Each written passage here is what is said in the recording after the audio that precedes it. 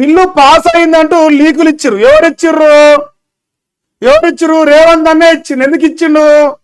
స్థానిక ఎన్నికల్లో కాంగ్రెస్ పార్టీ బీసీలకు రిజర్వేషన్ ఇవ్వడానికి చాలా సుముఖంగా ఉన్నది, కానీ బీజేపీ బీఆర్ఎస్ ఇష్టం లేదు, అందుకే మా పైన బడగాసి మీదేసిరని చెప్పేసి మొత్తం కథ అల్లిరు.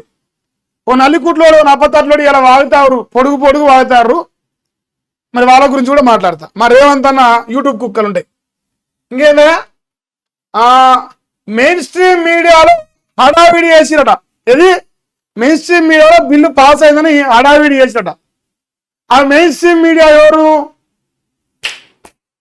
ఇట్లుంటది, భజన లేకుండా ఫేక్ వార్తలు అంటూ ఖండించిన రాజ్భవన్. అయినా న్యూస్ ఆపని ఛానల్ అట. బిల్లు పాస్ లీకుల వెనుక కుట్ర ఎవరిది? బరాబరే చెప్తాన్నా. ఈ రోజు ఛాలెంజ్ చేస్తా. ఒకవేళ ఇక్కడ బీఆర్ఎస్ పార్టీ కానీ బీజేపీ పార్టీ కానీ ఈ ప్రచారం వెనుక ఉందని చింతపండు మళ్ళీ ఒక లుచ్చ నిరూపితే వానికి ఏదంటే అది. ఆయన మాదాపూర్ ప్లాటు అవినీతి వదిలిపెడతా పోరి.